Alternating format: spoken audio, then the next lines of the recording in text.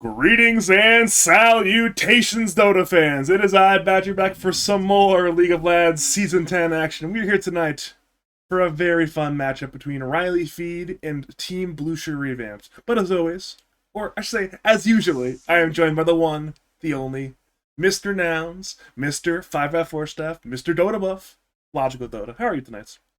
Thank you. I'm doing very good. But happy to be casting these teams that I don't think we've casted either or any of their games so far. Or no, we casted the Riley feed game, but that's it. Haven't seen too much from Bloosher Revamped.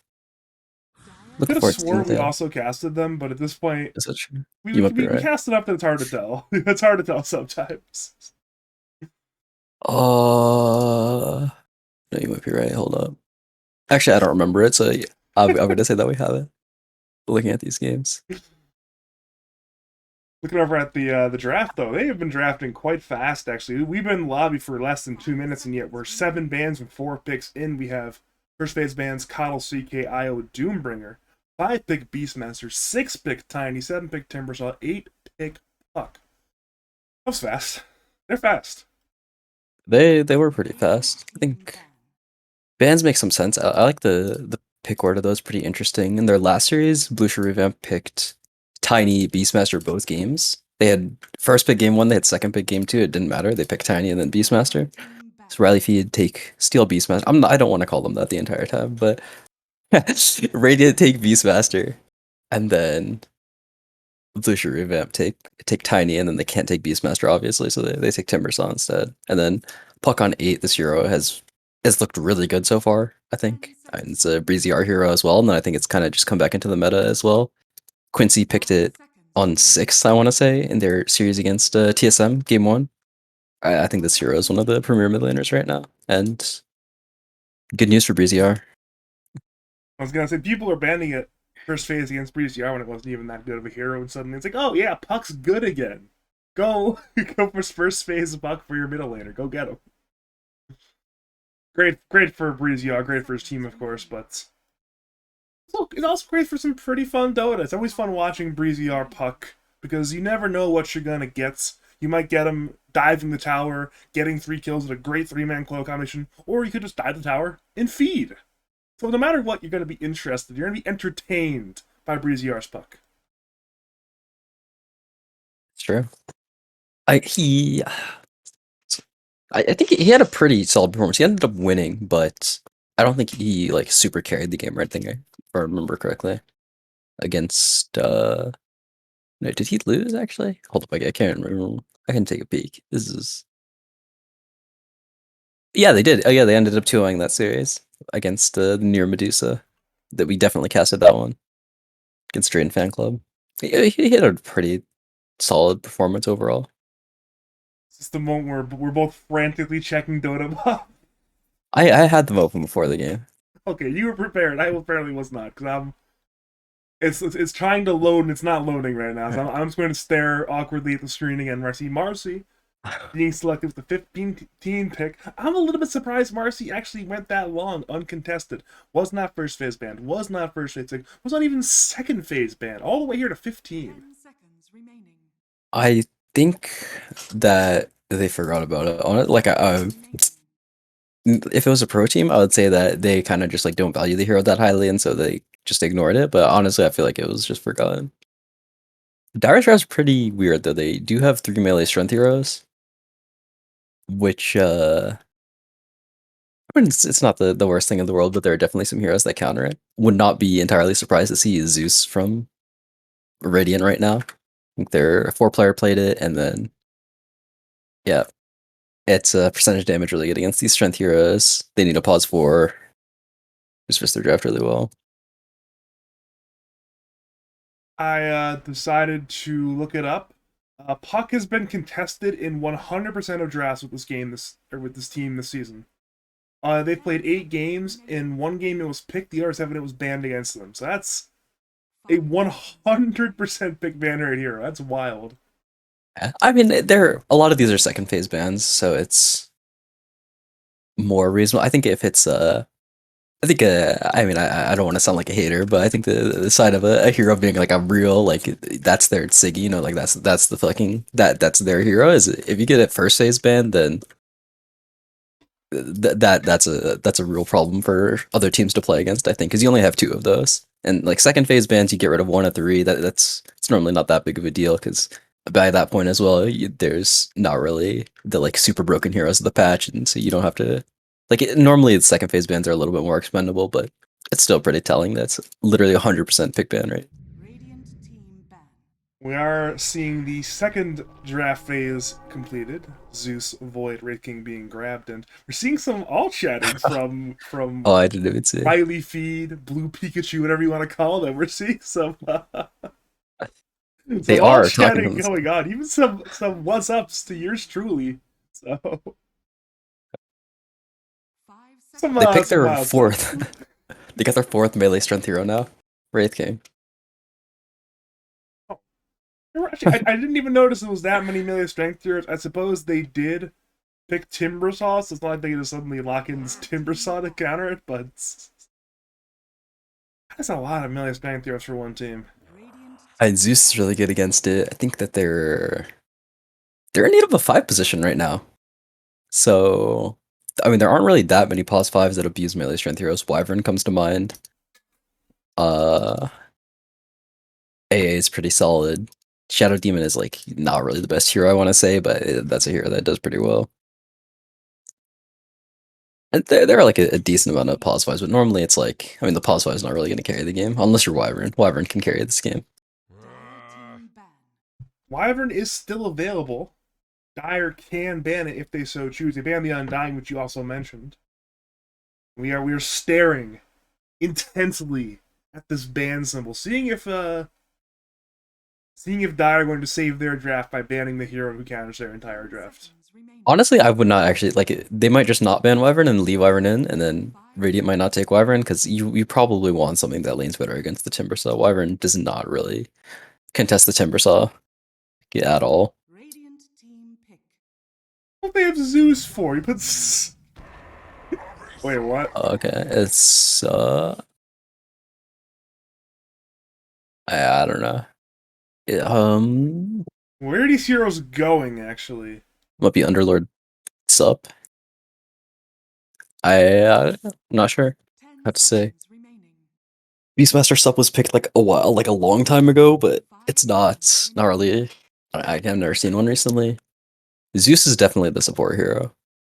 I've seen Faceless Void support as well, like Faceless Void 5, but then Radiant don't really have a carry hero.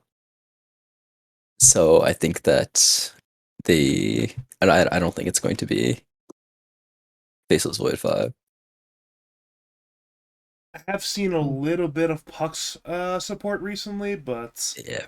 That we, has we to have to that assume that's Breezy Arceo, right? Yeah, and then they still have a kind of janky mid hero. They take the Wyvern. That's pretty good. This draft's wacky. Okay, it's 5 Beastmaster. Alron's playing Beastmaster. Interesting. Definitely interesting. I'm wondering what they'll do with it because like Beastmaster in the laning phase, the in like I'd say like the past couple weeks or so, past month, this hero has kind of leaned more on wild axes compared to the animals for the laning phase. You'll see a lot of people buy Bassies and go like 4-2-0 on Beastmaster now and just try to spam the wild axes. And I can like kind of see how that could be decent against the Timbersaw, seeing as magical damage. But you do kind of need a lot of levels for the damage to really start racking up. And a lot of the utilities also that it just like farms really quickly. And I don't know if you'll be able to make the most use of that as Beastmaster. So I think we'll just have to see how deep this Beastmaster 5 idea goes. I mean, having Hawks for vision is really nice. That's probably like one of the best ability, one of the best. It's probably the best vision ability in the game. But I don't know. Overall, I think I like Dire's draft more. They could be going past farm priority. They have all 5 heroes farming. Oh, everyone's gonna get like a knight and half. So we Yeah. are now jumping on into game number 2. Correction, game number game number 1, I should say, of Reily Feid taking on Team Bloosher Revamps. Should be a pretty fantastic time. don't think we'll see anything too crazy in the first minute or so, but, you know, we might see a mirror fight at minute 0. Um, both the teams. That was not that wasn't words. Both of these teams have decent level ones. So that Dowers is definitely stronger. They got. I mean, these melee strength heroes are generally pretty tanky at level 1, and so yeah, they're a little bit durable, hard to kill. Timbersaw has Timbersaw Timber Chain at level 1 is just like a really solid spell. It's 4-second cooldown, does 70 damage, 60 mana. It's really mana damage efficient, but it can be hard to abuse in these level 1 engagements. Our Arctic Burn, Winter Wyvern Arctic Burn is it's definitely a really solid ability level 1. It's you can just like tap all the enemy heroes once and do like 30% of their health pretty much. Seems like both teams will end up not fighting because they both invaded, and if both teams are invading, then neither team will be fighting. Unless we see a wraparound here from buying onions and Pishja, but I don't think it'll happen. I think we'll see no fight here. Oh, okay. These words make sense. I like this is pretty sweaty from Dire, but I can get behind it. I don't like this word or kind of this word to be honest from the mid laners because I don't think it would be entirely unreasonable for either of these teams to try to block out the small camp. Tiny versus Puck is like you can kind of kill the other guy and it's like kind of high variance, but at the same time it's very reasonable to just try to farm the small camp, get the most that you can because because both of these heroes kind of prefer to just like not prefer necessarily, but both of these heroes try to farm small camp. Tiny can farm it with the tree auto attacks, and then Puck can stack it and farm it with orbs if you can use them to hit lane creeps and the jungle creeps. And so, if you put a sentry to block one of these camps, it would just see this ward and then get 2 things done with 1 sentry. That's one of the things you've been mentioning for the last, like, probably 3 weeks, is mentioning every time a ward can get dewarded in that fashion. It's sometimes it's usually one. We saw both in the same game this time, at the same time, which is kind of impressive. Pishy is like really destroying Breeziar. I think Breeziar kind of messed up the first wave pretty badly. He didn't get any denies, but he did literally like 500 health to him. He just sat there tanking the tree right clicks. I mean, he just gets smacked by a tree. Yeah, he's got 1 armor. Tower range either during that. Yeah. He was like he had to walk around like this because he didn't want to just like walk like this, and because the tiny was sitting in between him. I'll have to see. I mean, he's probably gonna get his bottle. I think it's in range nice or so. I feel like this top. Like, oh, I've missed first blood. My we see actually a bit of an aggressive duel lane. I've missed 2 kills. I don't know what's up with me tonight, but we're seeing a 1-for-1 across the map. Both teams get 1 kill. Radiant in the bottom lane, Dire in the top lane. I don't know what's going on with my camera control tonight, but I've missed 2 kills already. Pretty surprised that.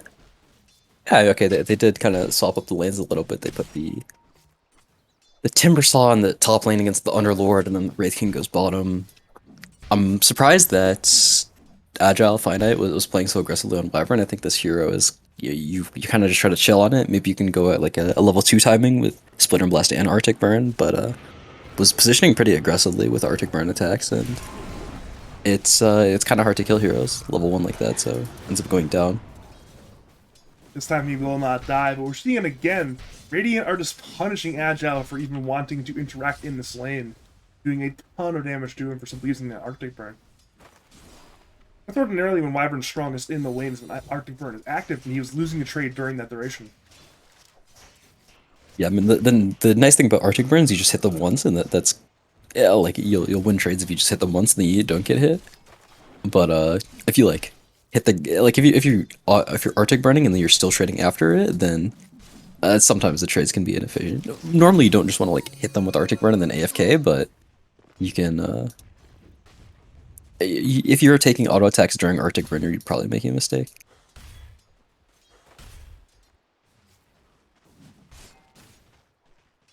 Back over to mid lane, it is very even so far. We're seeing an avalanche toss on Breeziar, but he has the water rune and a phase shift. He will survive here, though a bit worse for wear. Pishia has been winning the trades HP-wise, but the CS is relatively even still. Yeah, I mean the lane was pretty fine. Breeziar got a bottle the next wave. I don't think Pishia really pressured him maybe as much as he could have. And then once you get the bottle and the first water rune, you're pretty much full HP no matter what. Oh, nice dodge. He is still tossed in the air. He will be forced to orb to that to the west side, but there's no water rune to grab, so Breezy R is just incredibly injured right now. He will. That looks like he's gonna get the bounty rune and then get the water rune afterwards. I think this is unideal, but he's gonna miss like one creep wave. Big trades bottom lane is skeletons from Ice Yeti bring down Alrin. I thought the Beastmaster might survive that, but he ended up going down. Notably, in the middle lane, Breezy R gets neither of the minute 4 water runes. Pisha secured one, Buying Onions got the top one. Now Puck is being bullied out. He will not die here yet, but he is losing these trades. He is out of resources, and there's no bounty rune to grab in his jungle either. It's rough. He's gonna need like a bottle refill or something. He might just orb back to base right now. Yeah, he might just jump to this thing and go walk home because he has no resources whatsoever. It's like a decent time to do it at least because he'll be back in time for the 5-minute catapult, so there won't be any kind of like pressuring from the tiny in that sense. I think he did mess up this lane a little bit though. We see some very odd plays from Breezy R. A couple of riffs in for range creeps end up knocking the last hits, the awkward minute 0 trade, but I'm sure it's Breezy R. He'll wake up. I heard he was playing TFT before this, so maybe he was not warmed up, a little bit distracted, but I'm sure I'll be fine soon. Yeah, it's like a pretty decent puck game. It's not the best against tiny. Maybe you could argue Wyvern's pretty solid against it, but aside from that, there isn't that much catch.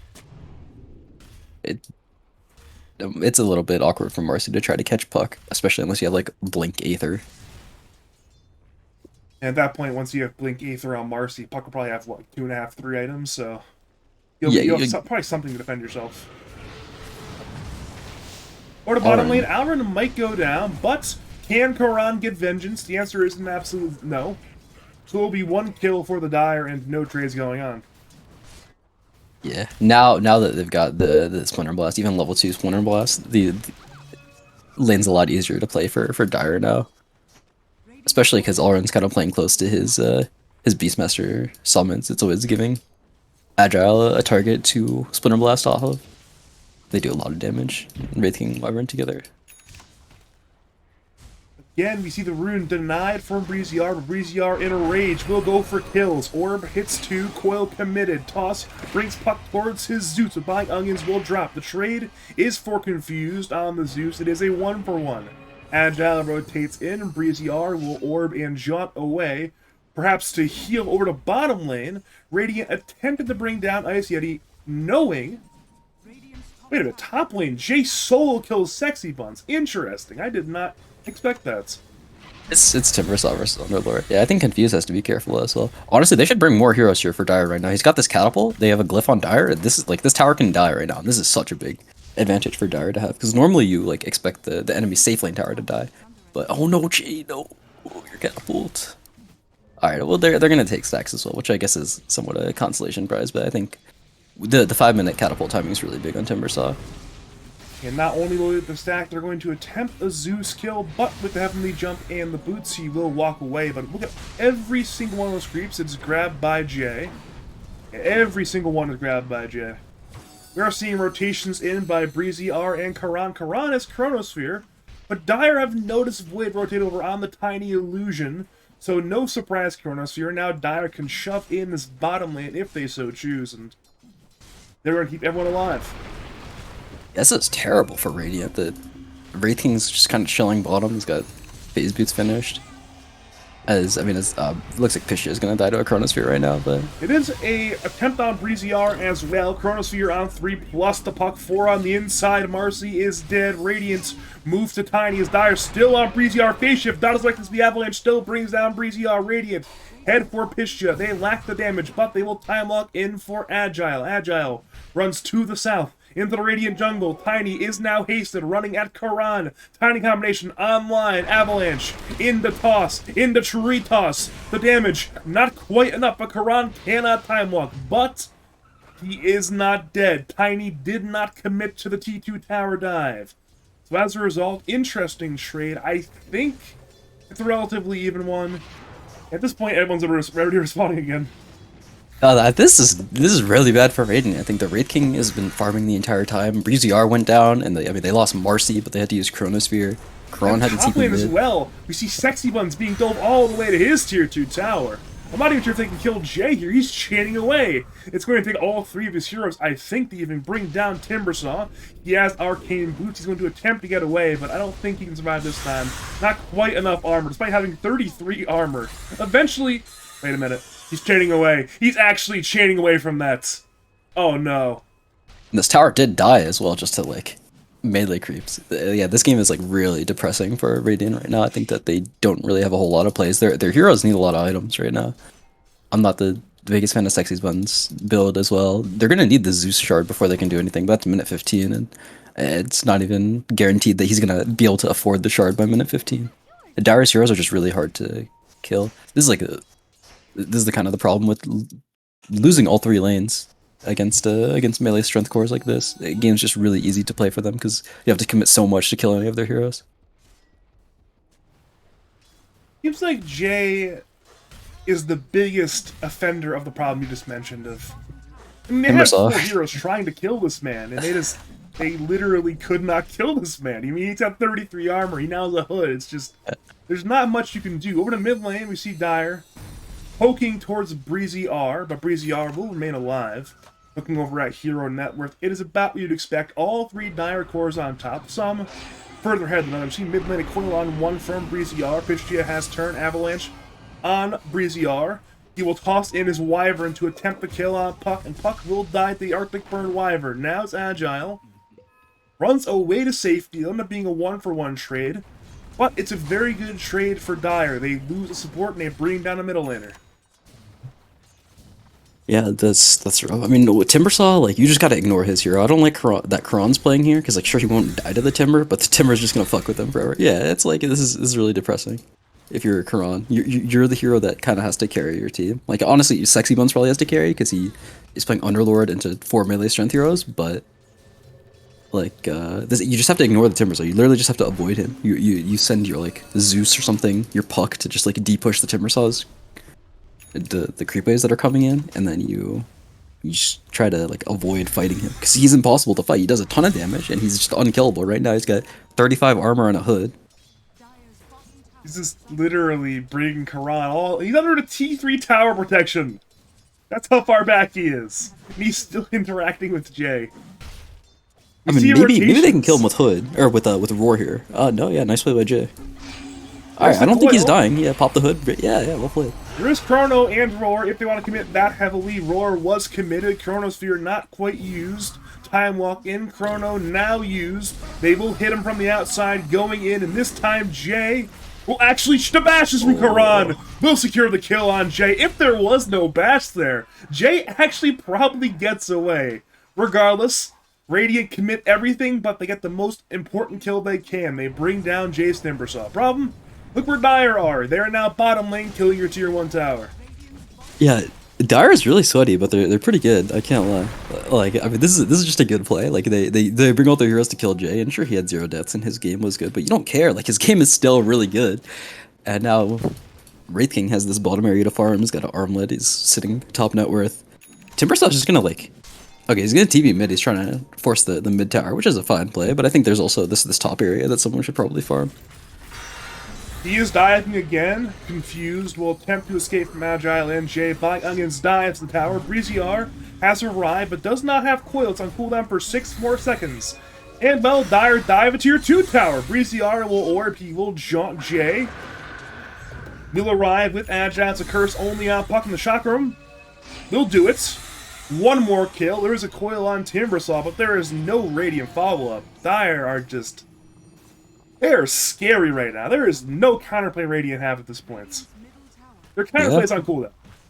I don't think Dire's playing is playing crazy well right now, or I don't think that Radiant is playing, like, terribly bad, but the game is just, like, so depressing in this scenario. There's just nothing to do for Radiant, really. They brought all the heroes and they killed the Timbersaw, which is, like, maybe it's kind of nice, but they had to use all their ults. They had to Dream Coil, they had to Chrono Roar, and now Karan's going down as well. You mentioned how we need Karan to carry this game, but he was ganked by Pisha, buying Onions, and Agile. He's in the grave. He is 6th in net worth cores-wise, and Well, it's not over yet, but it's other than the games where it's a I mean, complete wash at minute 13, where it's like a 7K net worth lead. This is about as bad as it can get. like I understand why Karana's here because like the game is really bad or whatever, but like hitting this tower is practically griefing. This is really bad. He can't be playing this aggressively of positions. Like heroes have to die on Radiant. Don't get me wrong, you're not gonna win this game by just like everyone farming and not dying. Some hero needs to like die here, but it can't be Karana. It has to be the Underlord. Has to be the Puck, your Zeus. It's got to be one of these heroes that are. Beastmaster, he's a perfect hero to die there. He has summons. He can push in the tower. It's yeah. I mean, it's decent. Beastmaster doesn't really push the waves too well, and he dies kind of Oh, the fast. Sentry Ward. That's a very happy Sentry Ward right there. I mean, Alrun's got the Bassi, but he only has 1 point of access. I guess I can understand on 5 Beastmaster because you want max Hawks as fast as possible, so you can have like so you can have 2 of them down at the same time, or 2 of them down at all times. But I don't know if I can get behind this 5 Beastmaster pick. I think it would have been. I mean, honestly, maybe it was 5 Beastmaster from the start because I've never seen Sexy Ones play this hero. Okay, Yeah. Blink and Avalanche toss. I'm confused. And well, Sexy Buns turn with Bid on 2. Zeus buys back, puts in the Wrath, and now it's a Chronosphere on 3. Wyvern the target. Wyvern will fall. Radiant split their attention. Some on Tiny, some on Marcy. Marcy escapes, but Pishit cannot. Now it's Jay fighting in a 1v5, and this time he's not tanky enough. Breezy R secures a triple kill, and well, it's still not great, but it's suddenly a hell of a lot better for the side of Reily Feid. Yeah, the game just got a lot better. Dire were like not really careful at all while taking this fight. There's a lot going on, so I feel like I'm kind of bouncing all over the place. But they did not really position very well. They got all hit by Chronosphere. The Wyvern died first. I think your Wyvern's supposed to play back. He wasn't able to get Curse off in that fight. Tiny was not able to really get a big combo off as well. Had to like he tossed his Timber Saw and then avalanched afterwards because he was getting gone on as well. It was just a poorly executed fight by Dire. They're still ahead probably, but now that's a lot of momentum for Radiant. Their gold lead's down to 1k on Dire. I like how Dire appear to be posturing aggressively right now, though they know Chrono's on cooldown, Roar's on cooldown, Coil is on cooldown, and Radiant cannot fight until they once again have their abilities. We're seeing movements bottom, perhaps for Breezy R, but he's actually not going to die, is he? He's absolutely fine. Yeah, he's fine. He's turning TP. Yeah. He bought Boots of Travel, which I'm not like a. I don't like love it, but I think it's. I think getting travels eventually is pretty nice because your heroes. Because you're kind of the hero that wants to be out pretty far, and then Dire doesn't have the best heroes at catching you. They got like Tiny, and you can get cursed kind of if you're like really not on top of things, but. So this is a very reliable puck build in general, and it's hard to go too wrong if you're going Witchblade in the travels. You see a lot of pucks do it for a reason, and Breezy R goes for the old reliable this game. Witchblade into travels into Blink. I think travels is good eventually, but I'm not sold on buying it right now. I think that it's better when you have more of the map, but I think they're still a little bit behind right now. So I would like to see like a. I've seen people just like go later Blink and just go like Witchblade Kaya or just like. Or I mean, or just Witchblade Blink is honestly pretty good as well. At this point, I'll be devil's advocate. I don't think Breezy R wants to start a fight. I think he wants to counter-initiate, and I guess in those cases the Blink is a lot less valuable, where you can let them go in on Dire, and then you can Chrono, and then you can Coil, you can just let them go into you. Like, you've seen when Radiant's won their engagements, its Dire are on their side of the map, very, very deep, so. I guess in that case, Breezy doesn't necessarily need a Blink. I mean, I don't think he wants to Blink to like jump on this hero. I think that a Blink will let him honestly farm more creeps than a Boots of Travel. Well, you can see he just like TP'd down here and then he'd like TP'd back. I don't really think he's making the most global usage of this Boots of Travel by like going to the lane where Dire isn't and pushing this lane out. I think that having a Blink would allow him to go deeper inside of lanes and just like push like I think he would just be able to go down bottom lane right now without getting caught really and be able to push this lane out a bunch. I see. We are seeing Dire having killed the bottom tier 2, look for kills. Sexy Buns is the target. He has a Blade Mail, he's looking to man fight, but he's been disposed in. You see a Roar on Wyvern, Karan time locks in Radiance. With the TP in from Breezy R, bring down Agile. Now it's a dive under tower, but in comes Pishja. Avalanche toss nearly annihilates Puck. puck will turn with Coil only on one, but in comes Ice Yeti. The crit brings down Breeziar. Pistia will be the trade, but Dire, despite being down one hero, still have to fight because they have full HP, full mana. Jay Timbersaw looking for Karan. Time Walk is up, so is Chrono. It's a perfect Chrono on 3. Buying Onion's dead. Jay is 1/3 HP. He'll attempt to get away. He'll chain. This time there is no bash thanks to the Sun from Ice Yeti. Radiance. It was costly cooldown-wise, but it is most certainly an engagement win. Yeah. Radiant's just kind of outplaying Dire for these engagements right now. I think Dire is still stronger, like, fight-wise, if they're able to position their heroes correctly, but Wyvern always does at the beginning of the fights without being able to get very many abilities off. And Wraith King, I don't think, has, like, died with Reincarnation at all this game. So I think it is pretty pivotal for them to position their Wraith King in front of their other heroes. I looks like they're going to get a Karan kill right now. He mommed. Yeah, Get on his ass. Appears to be. Wait, yeah, I don't think he's dying. Blast. Dispose is up. Sexy Buns has arrived. Karan time locks off the damage. Abai Onion certainly is dead. Question is, will Ice Yeti die twice? Once is very certain.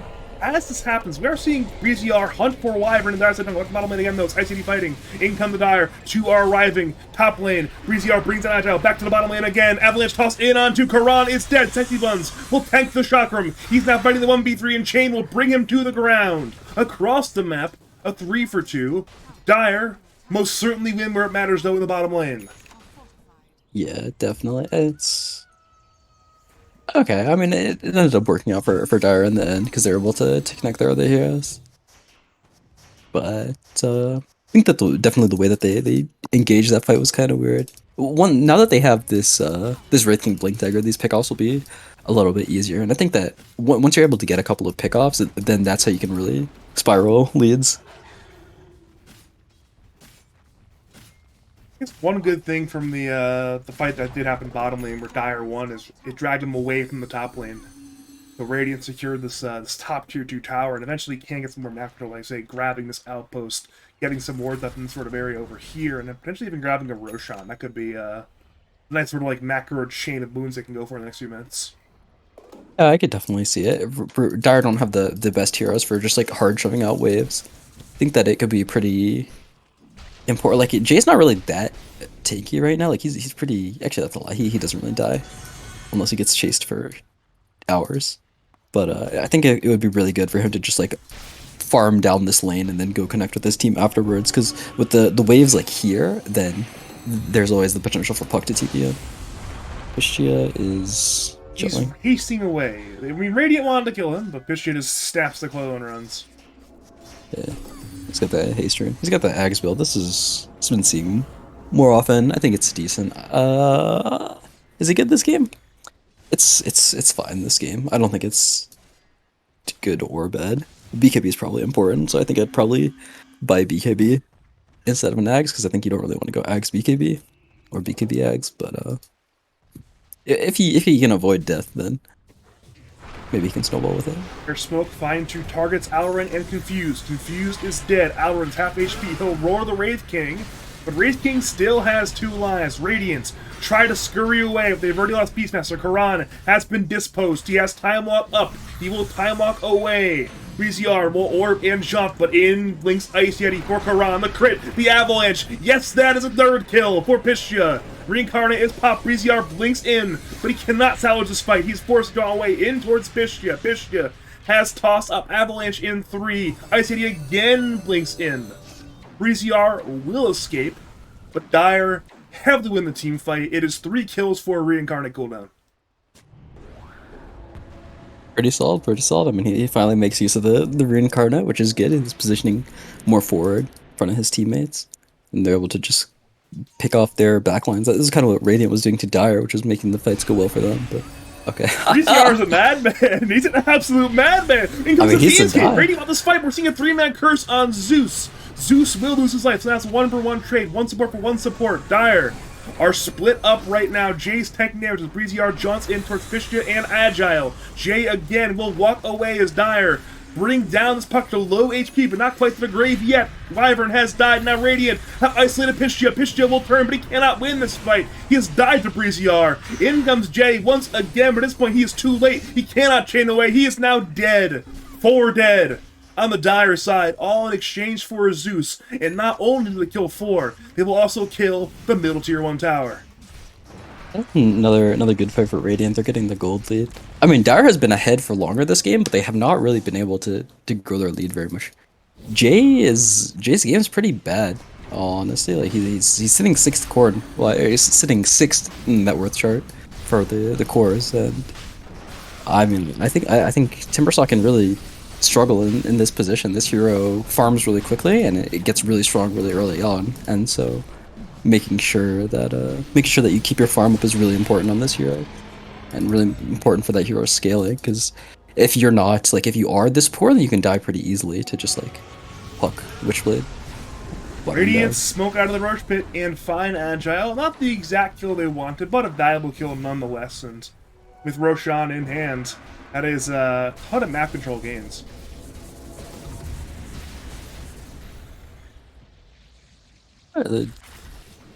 Yeah, I mean, the game looks really good for Radiant right now. I think Karana's still pretty poor,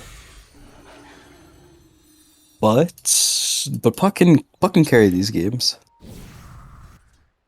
Like last fight, you said the Puck was a madman for going back in, but I mean, Dire can't really do anything because you go on the Tiny. Tiny is the hero that catches you, and so if you go on the Tiny, no one really kills you. You see Zeus die in the river, but it just seems like Breeziar is very comfortable being a madman. It's where he's in his comfort zone. It's when people think he's mad, it's where he performs the best, it appears. And I apologize for doubting the great Breeziar. But I don't even think I don't even think it was a crazy play. I think it was just a good play. He was able to silence the Tiny and the Wyvern in the same silence. No one's killing him if those heroes are silenced. And, yeah, I think it was just a solid play when he went mid. It's pretty farm now. He's got the Octarine core alongside the 20 talent. This hero gets really oppressive. I think that Kaya-san should still be good for him to get some extra HP against Curse and the Tiny combo. He's buying a Lincoln's, which does give plus 16 all stats. I guess that is some raw HP, but not quite as much as you get from the Kaya-san. Yeah. I think the status resistance would also be pretty nice against, like, Dispose. You know what's better than 20% status resistance, though? 1% status resistance from Lincoln's. That's true. If you're not stunned, it's 100% status resistance. Because this is, Lincoln's actually blocked this. It blocks Dispose, right? Yeah. Okay. Yeah, assuming like the Dispose gets clicked on. Yeah. I've not seen it against Lincoln's yet, so I'm just confirming the interactions. We are seeing Radiant Smoke as 4 across the river, looking at their vision. They see 2, that being Jay and Buying Onions. Jay has the Eternal Shroud, correction, the Hood, and he will walk away. Radiant instead turns to the easier kill, that being the Marcy, who will die in her Tri-Camp. Dire will split the map, primarily with Wraith King, pushing in the bottom lane, but Radiant are still 5 middle. They want to push in the middle lane. They move towards Jay, but Jay is fine. Dire showed promise in this game early on. Honestly, they were like playing really high skill. They're playing high tempo, and they're like controlling the entirety of the map. But ever since they stopped winning, they haven't really been looking so good. I mean, I guess that's kind of how you would expect that one to go. But I think that's Pre-volley, Avalanche, nice. Toss. Well, that'll do it. Beastmaster dead, but Radiant still have 5 lives to work with. Lincoln by Breeziar, Sounds of Wyvern see a coil on 2, Wyvern and Tiny. Ice City blinks in, but Agile is already dead. Wyvern by the into the game, he still has Curse. And now Dire again will have 5 if they can keep Ishtia alive, but they cannot. We see a 2-man Curse on Underlord and Faceless Void. Breeziar, Silence is on the backlines. Marcy and Wyvern both silenced. Now it is Wraith King losing Reincarnate. Chronosphere will be on 1 and respawning Wraith King. Wyvern dead. Wraith King, the new target. He's half HP. He's being bashed again by Karan as Breeziar zones away Jay. Jay, dead. Buying Onions, dead. Ice City's man fighting in a 1v4. He might bring down Underlord, but he cannot survive. Underlord will survive. It is a full 5-man fight and a massive team fight win for Reily Feid. Yeah, this fight looks this game just looks incredibly difficult for Dire now. All the heroes they finally got their items. They're ready to fight. Puck has got Octarine Core 20 talent. Everything else, the Witchblade. Zeus has the Shard. That's actually all you need because you're just support Zeus. And Kron's finally coming online as well. I think once he has this Scotty, he is going to be just a menace this game against all these melee strength heroes. Scotty's just gonna be able to chase them forever. Won't really die to anyone. Dire have to just the way that their lineup works. They kind of have to like win early and then hold on to their lead for the rest of the game. And like their lineup could be very oppressive when it works because there's just like nothing that Radiant can do. But if you do kind of have some slip ups like they did, then the game gets really hard all of a sudden. Now you kind of just have to like rely on Radiant to make a mistake. I said he was having a. Sorry, I didn't mean to cut you off, but one of those things where they were looking impressive, but then one lost fight turned around immediately. You saying about Ice City?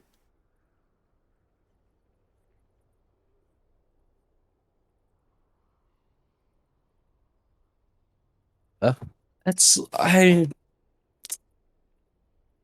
Oh, yeah, I said he was having a pretty solid game. He didn't have any deaths, but I think that him not having any deaths is also because he really wasn't playing as up as he should have. I think he could have been more aggressive just because he's like so tanky early on. But I think he was kind of farming the like absolute safest areas of the map.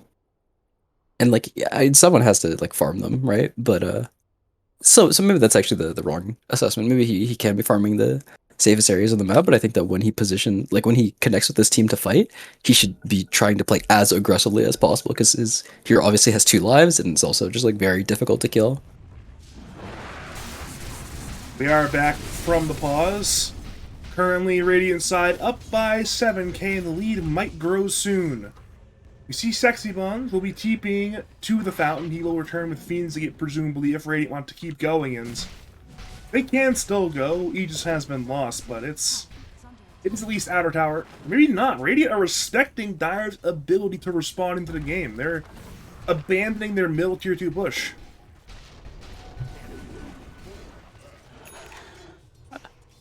And Dire's a pretty low hero level, honestly, on their hero, so I think I can understand that. Their respawn timers are kind of short, and there's a lot of the map to farm right now for Radiant.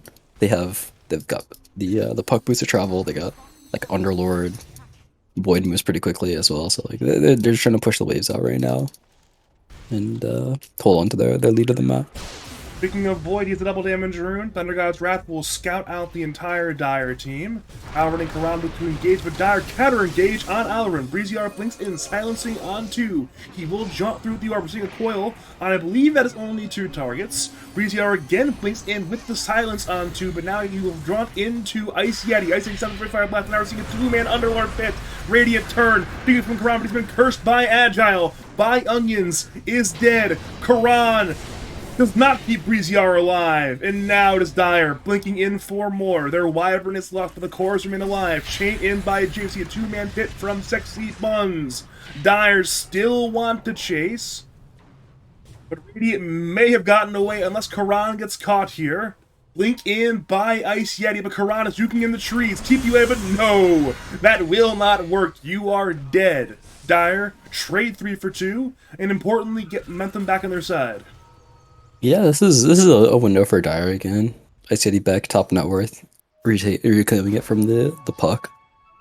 If they're able to just like keep chaining pickoffs so that Radiant doesn't have 5 heroes alive at the same time, I think that would be one way for them to get their lead back. They do have this like bottom lane to shove out right now, and there is no Roshan that's available for them to take, so they can't really get a concrete lead like that immediately. The Void and the Puck are dead for 30 though, so they have like complete control of the map. I think the Underlord pressing Q like that's honestly kind of illegal, but I don't think they're gonna get more than this tier 2 tower most likely. Even then, the tier 2, it's not that unhealthy. Actually, yeah, never mind. Radiant are going to... They actually don't know Dire's left. They think Dire could be over here in these trees areas, but they don't know they've just completely left. They have all abandoned. The tower actually will survive, but it probably... Yeah, it will get denied by Underlord. Okay.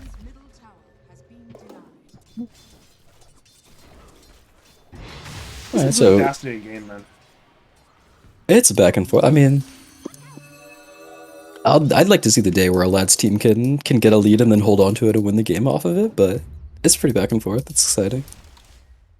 Those are the teams that get called rigged. The ones that actually hold on to their lead. They are few and far between. I'll take your word for it because I haven't seen one yet. Dark W used to be able to do it, and that might be it. That actually might be the only team. This KU's team played from behind. Bolex's teams played from behind. I'm seeing a pattern here. Played from behind. I mean, Radiant has been able to respawn now. I think Shivas could be good for Breezy R as well. I don't know what he's gonna buy. He's just got a null chilling, but definitely been carrying this game. Very good puck game. Honestly, like as long as he just dodges getting tiny comboed, then he doesn't really have anything to worry about. And that doesn't mean he has to like react to getting blink avalanched with phase shift. He just has to like wait for the tiny to jump in or jump on the tiny. Does he have a BKB finished on tiny though? Yeah, he does. If it's a courier dies, that was huge. No, okay, he's being careful about it. Radiant might dive here bottom. Blink in by Breezy R. We see a coil on Wyvern, but Wyvern is the only one caught. Breezy R wants more targets. Tree Volley will miss. Blink, Avalanche, toss. Puck is low, but has the phase shift.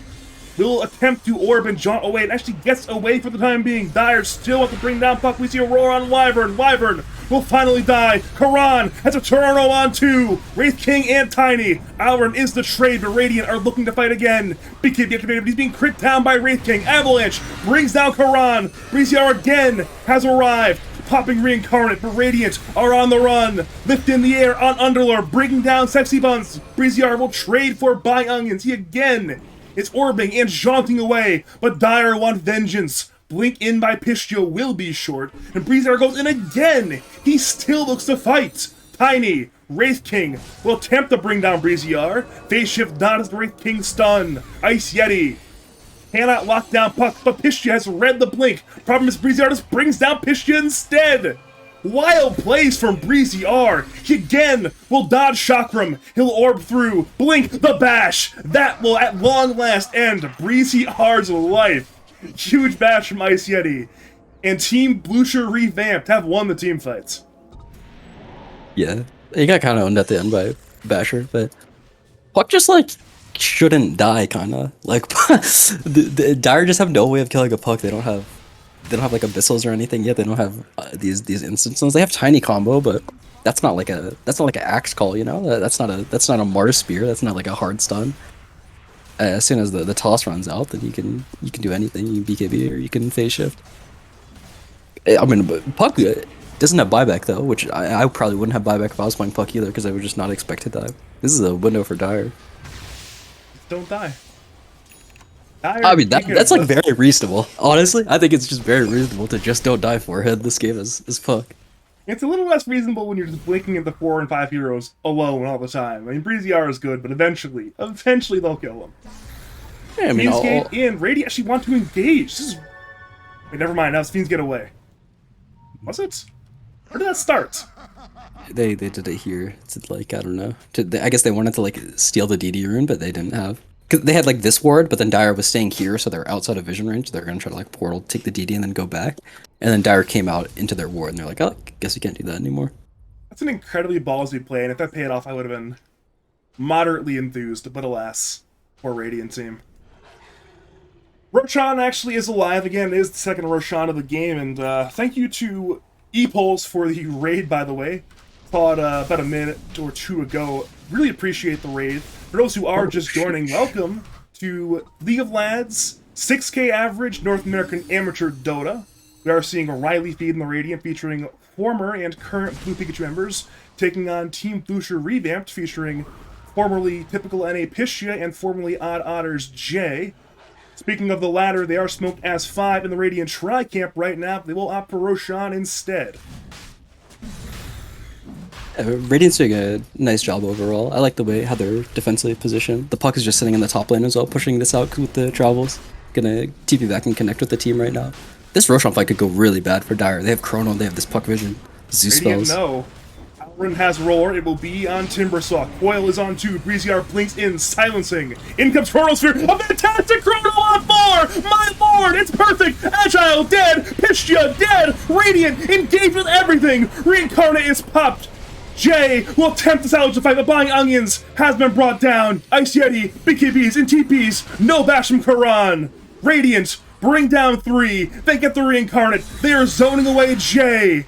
Breeziar could not finish the TP, but in comes Alrin, Sexy Bunt, and Karan through the Fiend's Gate, bringing down Timbersaw. It is 4 kills. A fantastic teamfight win for Reily Feid. Radiant's lineup's just incredibly good at taking fights around the Roshan pit. They had Nimbus to give vision, they have the Hawks to give vision, they have Puckyu to give vision. This fight was just super difficult for Dire to take, and they took it phenomenally. You saw Karan came out of smoke from the side, and Karan these 4 heroes like that. They're gonna get Aegis on Radiant, and I think I've said this a couple times now, but this game looks really hard for Dire again. Karan has been underfarmed all game, but now free Aegis, free Shard. He's a little bit happier. He's climbing finally. He's 4th. I think he was like 5th and 6th for most of the game with that 1400. He's climbing. One more team fight might be 3rd or even 2nd. You never know. Radiance move to the Dire base, but Dire have their glyph. They defend for now. The wave's coming in again, about 15 more seconds. Breeziar blinks in. We're seeing a dispose on Karan, but he has 2 lives. He turns on Buying Onions. Wraith Fire Blast is Lotus Orb reflected. Buying Onions is dead. Karan again goes in. A roar hits Ice Yeti. Reincarnate will be lost, but can he alive again? Yes, he can. Blink away. BKB is still online if Dire want to re-engage, but their barracks are under severe duress. Melee Rack's dead. Range Rack's dead. Radiant have gotten their objective, and Breeziar will jump away with his team. Okay, this is the first Rex that gets taken this game. Yeah, I mean, this is honestly this like really sucks for Dire as well, because if they're the first people who take Rex, then Radiant doesn't mind that much because they have this boost of travel puck to shove out waves. But Dire doesn't have this kind of like a boost of travel hero. None of their heroes are really that long range at pushing waves. They have Timbersaw who's pretty mobile, and they have this tiny Axe who can push waves from like 1200-ish range away. But they don't have anything like this Puck Eggs that can just spam kill waves across the map and then TP back to connect with the team. This is going to be really obnoxious, especially because like now Radiant's just going to want to go through Dire, or just want to go through the bottom lane now. And so if Puck's able to just like shove this top lane out and then TP bottom, that would be obnoxious for Dire, because they're going to have one hero deal with this kind of creeps in the top lane, and then they're still going to have to fight the bottom as well. This tier 2 tower is probably not going to be alive for very long. Breeziar, he's playing alone and Dire know it. Problem is, he's a Puck with a Lincoln Sphere. He actually jumps further to the north. Dire know that, but TPOA is successful. Breeziar goes in 1v4 in a very low reward play, but they cannot kill him, therefore it's no risk. Yeah. That's actually, Breezy's pretty good at this. One thing that I learned from watching him was that, I think we talked about this last time, with the Aether Lens cast range, you can orb and then TP home if you're facing base. Oh, he's going in Timbersaw right now. He's wild. He's just wild. He's never killing Timbersaw, but he's also never dying. He's having a good time. Timbersaw could die if his teammates connect. Like, he can coil him, and even though Timber has a BKB, he's got Dream Cold Pierce's magic immunity. He's level 27, you're right. I actually didn't notice that. Yeah, I mean, when you play like this, you're able to kill a lot of creep waves, and that just means that you get really high level really quickly. Easily the highest level in the game right now. I feel so bad for this bottom tier 2 tower. It is going to die. It's going to die very fast. Yeah. Radiant, they finally have all the resources they need. Holy shit, did you see that? Breeziar just blinks onto the high ground. He's a wild individual. We do this. We do this. The people now know this. There are brand new viewers who are being treated to Breeziar, who blinks again for Pistia. The roar on Tiny. He's low already. Radiant engaged with everything. Karan looks for Chrono. Pump fakes. Doesn't commit to it. Now he's cursed by the Wyvern. Radiant move to pop Reincarnate as Breeziar is a 3-man coil in the back lines. Chronosphere will only be on 2, but it's a good 2 targets. Pistia has fallen, as has Marcy. Karan with BKB, with Breeziar. Look for more. They bring down Agile. They head to Wraith King, who has only 1 life. Is there a bash? Hell yes, there is. In the fountain, he's brought down by Breeziar. And now Radiant die for more. They head to Jay. He will BKB and waddle away, but his fight is a disaster for the Dire. Tree Volley does not even bring down Alrin. He's still alive. Breeziar will jaunt, he will get away, and Karan again time locks in and time locks out. Breeziar is zoning, he's playing around with the Dire right now. He'll save himself and again move to Timbersaw, a 3v1 on Timber. He's again brought down. He does have buyback, as does Wyvern, they both will use it. But Radiant again get more barracks. Bottom racks down. Blink in by Breeziar. Silencing onto Wyvern. That is a dieback. Tiny. That is a dieback. And Jay on Timbersaw. That too will be a dieback. Wraith King is dead. He has no buyback. The GG is called. And Reily Feid have won game number 1.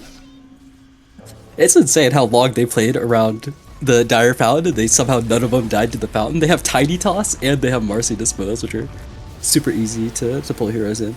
Regardless of really well played by Radiant overall. I mean, I think Dire showed a lot of promise early on in the game. They're able to control the pace of the game, just kind of like control all 3 lanes, take over the map, but it's hard to keep up that level of play. And after a few slip ups in these fights, the game just gets really hard. Their catch for puck is really difficult. Which, and this was an 8-pick puck, right? So it wasn't like they didn't have time to deal with it. It's a wild game. Yeah, it was pretty exciting, back and forth.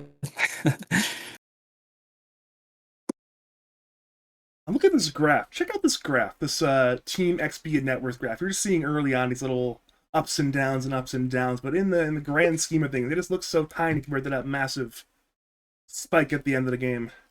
The win probability is crazy. This green line does not know what it thinks. Until the end. At the end, it knows what it thinks.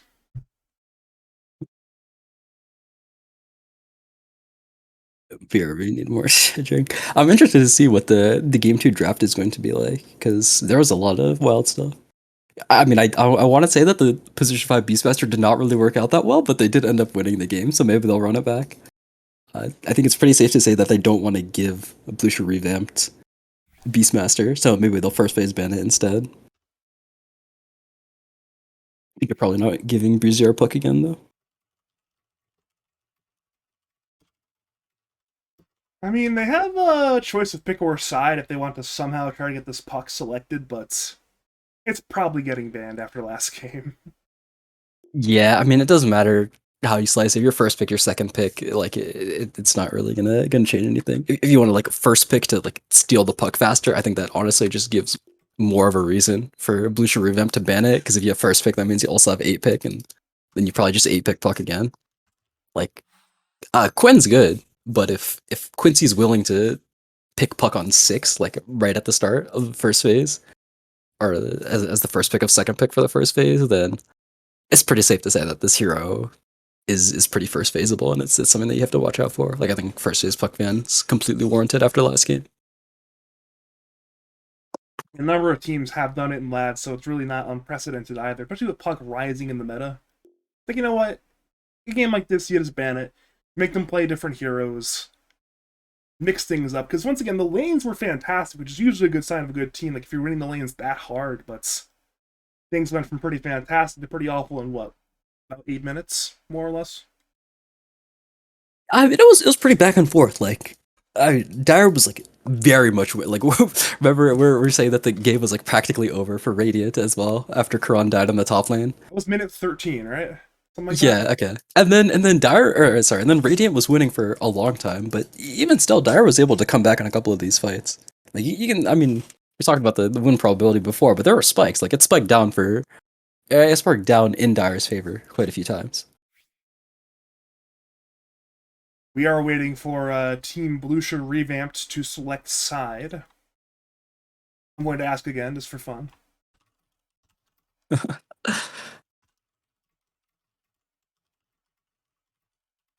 Sometimes you gotta ask him again, like, hey, you want Radiant or do you want Dire?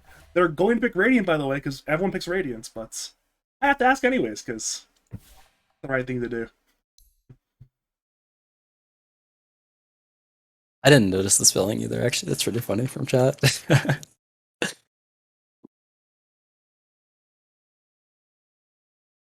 Guess it makes a little more sense. I mean, it gets a little past the ladmans when you misspell it like that, you know? A little less likely to trigger the USS Guam Brigade. Probably a good idea. Right, right. And they're spending a lot of time. Got someone muted on the Dire team, actually, or on the Radiant team. And Got someone I muted haven't right seen it now. myself. Okay, I'm making sure. I'm like, wait a minute. Did they just really indecisive between Radiant and Dire, or are they just not seeing my messages? Going into this series, Riley Feed was 6-2, right? And Bloosher Revamp was 4-2. So those are some of the teams at the top of the rankings, I want to say. Yeah, sounds about right. I would check it myself, but my screen capture does not let me check it. Found the screen capturing Discord. That's not going to work. I can turn it off. I can turn the screen capture off. I can tab over, check the scoreboard. Yeah, Reily Feed were 6-2, and Team Bloosher Revamped were 4-2. That is correct. Pretty solid records overall.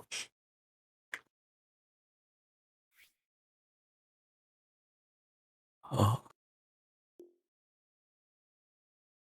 We are still waiting on the selection of Radiance and Dire. They've done it! They have selected a side. They've chosen the one that everyone chooses. How exciting. Let's see here. Is that correct? Yes, correct.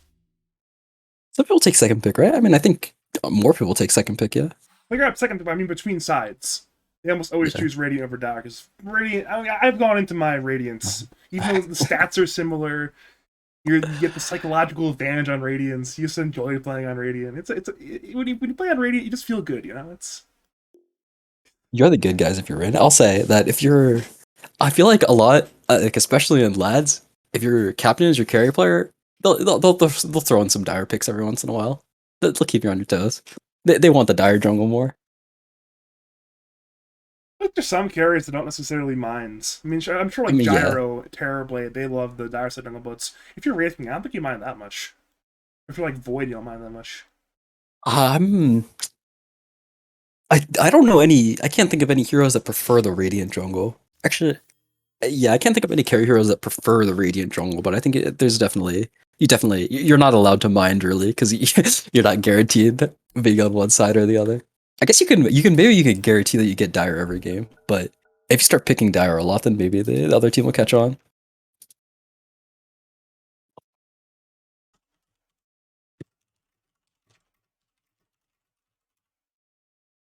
All right, so we are now into the draft for game number 2. Will we see the puck ban? Is the question of the day. I'll say maybe. A very decisive maybe. I would definitely be surprised to not see a puck man. Because like they didn't really go out of their way to counter it very much. I mean, they picked a couple of like stuns, but they didn't pick any like real stuns for the puck. No like Mars or anything. Sand King DK, these type of heroes. But I mean, I don't think their lineup was like super susceptible to puck. It was hard for puck to die, so once the puck got items, it was good. But I mean, the lane was definitely not good for puck. And then the mid game as well took a little bit of throws from Dire to really get off the ground. Looks like alright, they didn't ban it. I mean, I guess they could 5 pickets if they wanted to deny pickets. But they stick to their tiny and say, you know what, if you want puck, this time we'll counter it with 4 heroes rather than 3 heroes. Or Reily Feed just don't pick it. They grab Marcy, they grab Jakiro, and it's Bloosher revamped with the puck.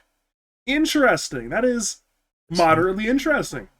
Yeah, definitely. I was expecting them to just take another hero and then ban it second phase that we've seen from some of the other series, but they take it for themselves. I mean, this is a hero that Pisha has played. It's not entirely like Pisha definitely has a very like a very he has his heroes, you know?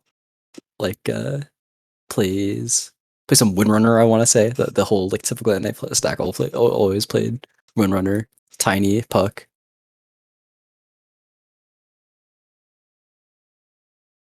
It fits in the Pisha pool. I have my can back on, by the way, Pugna. people. Oh, okay. It get you Okay. on camera as well. Pugna, Void Spirit. Yeah. These are the Pisha heroes. I haven't heard from you in a Let the while. people see the face of the funniest man in Dota. I already see you. Ah, you're And I'm not funniest looking, no, actual funniest. Let me.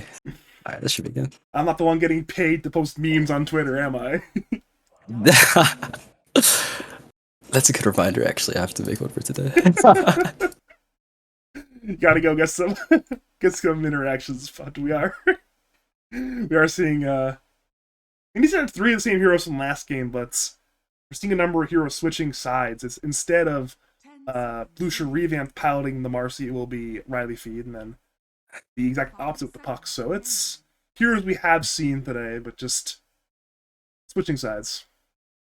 Yeah, I think Bloosher Revamp's bans make a lot more sense with the puck as well. They ban the Night Stalker, Underlord, Dragon. Actually, I don't think Underlord's that good against puck because you can jaunt out of what's that spell called? Pit of Malice if you're phase shift. Like the pit doesn't hit you before you're able to jaunt to the orb.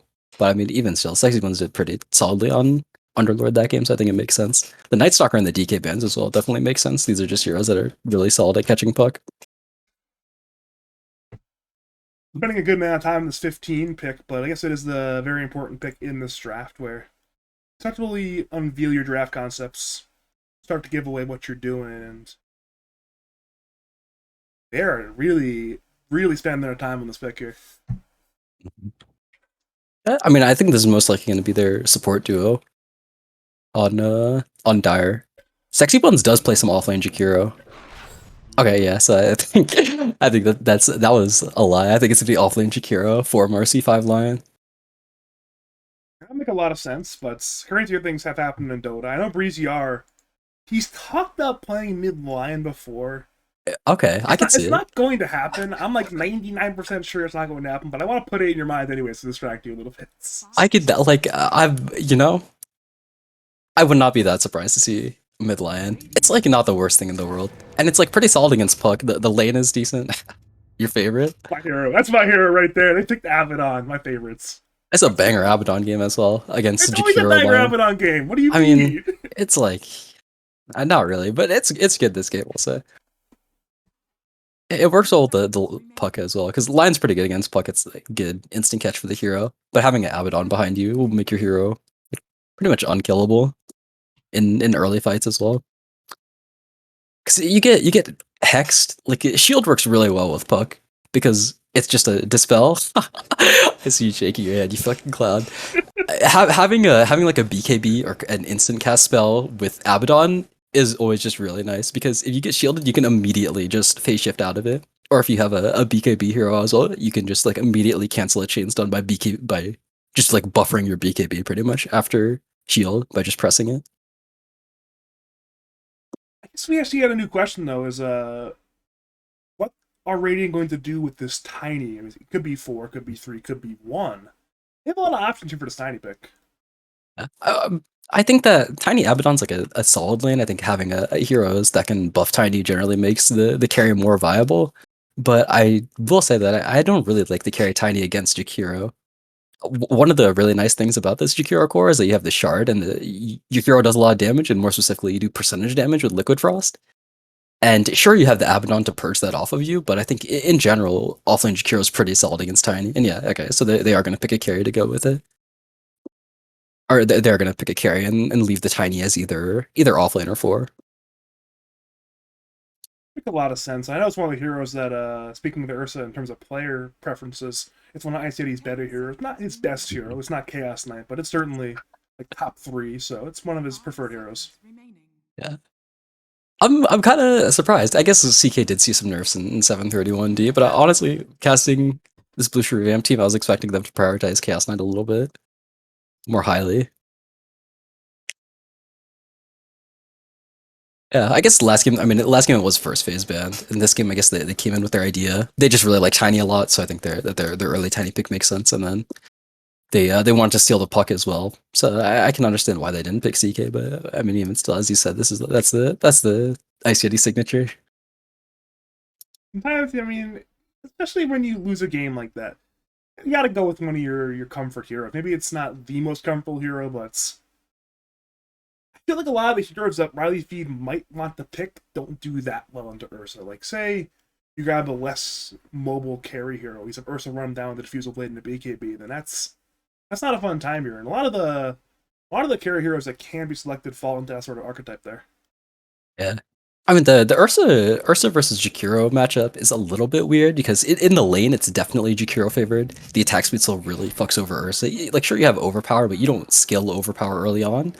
And then the movement speed still and the attack speed still really fucks Ursa. But if you can get to that late game, then you do have the Enrage, Purge, and you have Diffusal to run down the Jakiro. So your hero can like really just like Ursa can really just feed off the Jakiro. But we'll have to see how he gets to the early game. He does have the Abaddon in lane with him, which is nice. Um, Bristleback.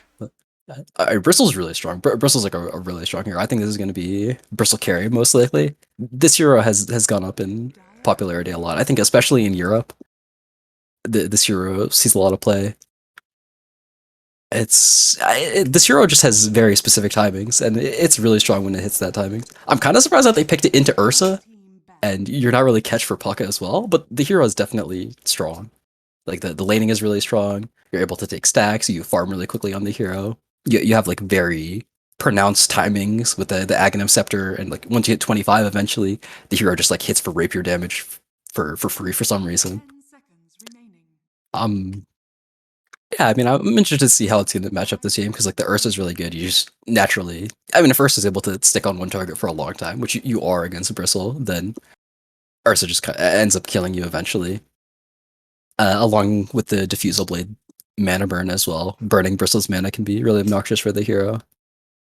It's it's got good heroes to work with him though. The line, like having catch for Bristol is really nice because generally the counterplay to this hero is you kind of just kite it and you run away from it forever.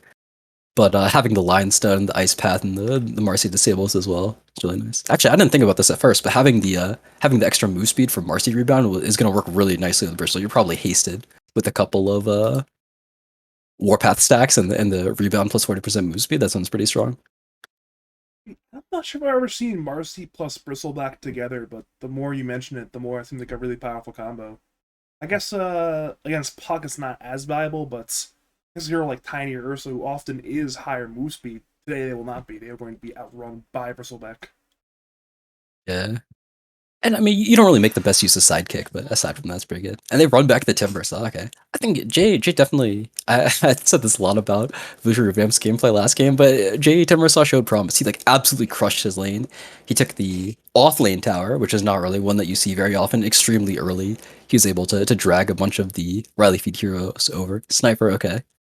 Hold up on the Timbersaw for a second. What role is this sniper? Okay, it's mid sniper. Interesting. Interesting. I agree with the interesting decree. That I like it. is. I mean, okay, it's weird. We'll have to see how it goes. The lane is very good though. The lane is very good against Puck, I'll say. Because Sniper, you have a lot of base damage, and it's really obnoxious for Puck to try to fight into headshots or to try to last it up against headshot damage. Also, Radiant doesn't really have like BKB heroes. I guess Ursa is gonna have a BKB eventually, but if your hero doesn't buy a BKB against Sniper, you kind of just get pushed back by the take aim active. And they have the tiny jump, which is pretty nice. This game will rely a lot on whether or not you can actually jump the sniper for Radiant, which could be good for. I mean, okay, I think I prefer Dire's draft, You know what the but answer is? It's Sniper gets shard, concussive grenade. That's your answer right it's there. good. I mean, he's gonna want to buy it. It's just good this game. It's good in most games. That shard is actually just good. Like it's a meme because it looks funny or whatever, and it used to be really bad, but the shard is just good. It disarms. It pushes heroes off you. You can use it to move around even. Decently low cooldown. It's like a force staff that you buy for 1400 gold. It's just solid. That is cheaper than the 4 stuff. Problem solved. Yeah, I mean,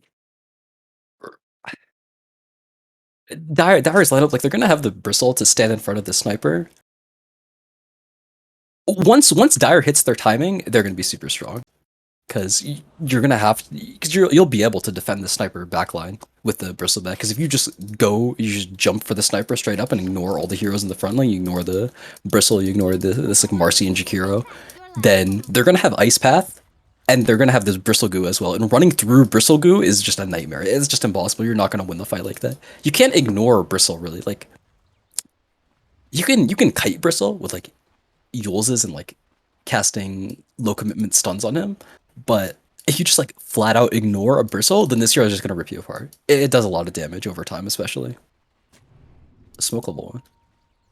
It's a very early ward, but it seems like Dire have an idea the ward has been placed. It's instantly dewarded by Alarin. No ward for That's, you. that's a nice play by Reading. I want to say the Tiny had 2 wards on him. If I'm Dire, I do not expect that ward there, because I see the Tiny has a ward on him. But they don't give a fuck. They just go and drop the sentry anyways. Like if I see a hero has a ward on them, I don't expect them to have placed a ward already. I don't know if that's what Buying Onions was going for by carrying both of them, but just unfortunate for him, I guess. Wait, Pistia has the orb on cooldown. He's going to get slowed by this nasal goo. Abaddon has shield will purge off. I believe that is 2 stacks. But he's hit with more stacks. However, Pistia will orb and jaunt away from the Dire. Does mean that Dire will get more runes. Question is how many runes. They have secured 2 already. They're not going to get this one in the river, but they might be able to get this one at the outpost area. Wait, Tiny's faster. Never mind. Tiny's getting it. Interesting. Sexy Buns walks up to here and then TP's top. That's kind of a big deal because there is this lane swap stuff going on right now. They're trying to lane the Timber up against the Bristleback. I guess they don't mind the fact that Ursa's laning against Jakiro because he has this Abaddon with him.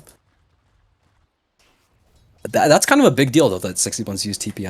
I'm not really that big a fan of this because now they're gonna see that he doesn't have a TP on Jakiro, and they'll be able to pretty much get whatever lane setup they want guaranteed. I mean, they already kind of have the lane setup that they want, but there's like nothing that they can do about it now for Dire. We are seeing middle lane Puck versus Sniper. Sniper has a few less damage, but we're seeing Breezy R win these trades already in this lane. He's just hitting Puck, and Puck with relatively low armor, 1 armor at base. Doesn't have much counterplay of that. Yeah, I mean, you have less damage, but when you hit these headshots, you have so much more damage, and it's a pretty high chance as well. You can even guarantee them with the take aim active. He uses it there. It's Happy. that wasn't the best trade because he was tanking all the creeps, but this matchup gets pretty bad for Puck. You just get all your creeps tonight. Like, sure, you can nuke like 1 or 2 if you're good about it, but this matchup does not really go so well in the laning phase for Puck. You're able to jump Sniper later on, and Sniper can't really catch you, obviously, so it's like pretty fine overall, but if you're really good at Sniper, then you can deny a lot of creeps. And matchup goes pretty solidly your favor. You get a good start. We're seeing already Pistia at minute 1 is stacking the camps. He's like, you know what? I'm not enjoying this lane. Stack the small camp, nuke it down, problem solved. Yeah, I think this is probably correct. Like, I mean, there's no reason for him to walk up this lane anyways, and he's just kind of waiting for the bounty runes. He might as well stack the camp. I think he's making the best usage of his time. Solid recognition.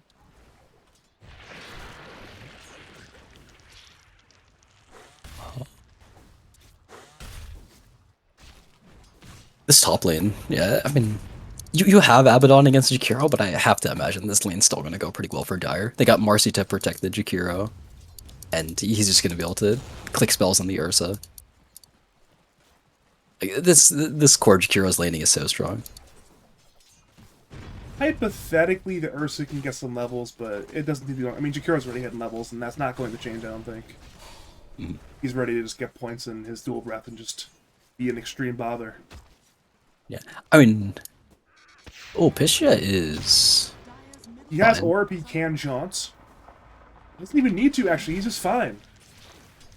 Yeah, and this doesn't feel good for him though. He's gonna have to like try to take a bounty run or something maybe because he's sitting half health right now. No kind of bottle charges a minute until the next water rune spawn.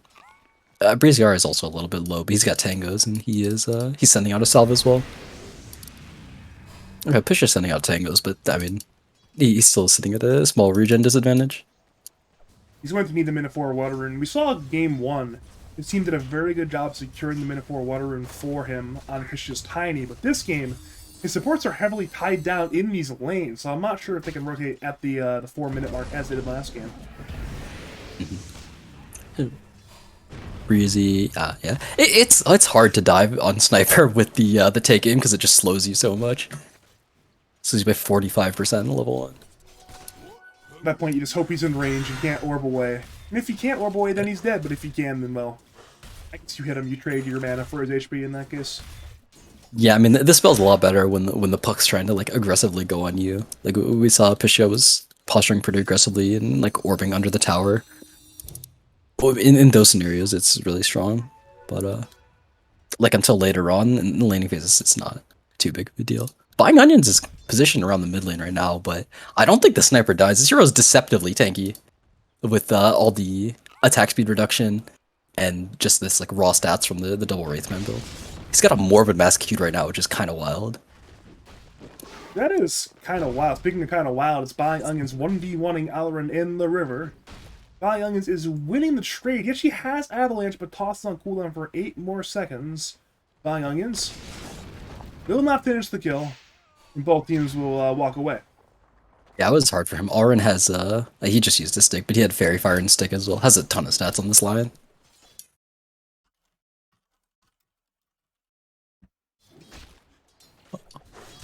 Lanes are going pretty dire favorite overall though, aside from this bottom lane.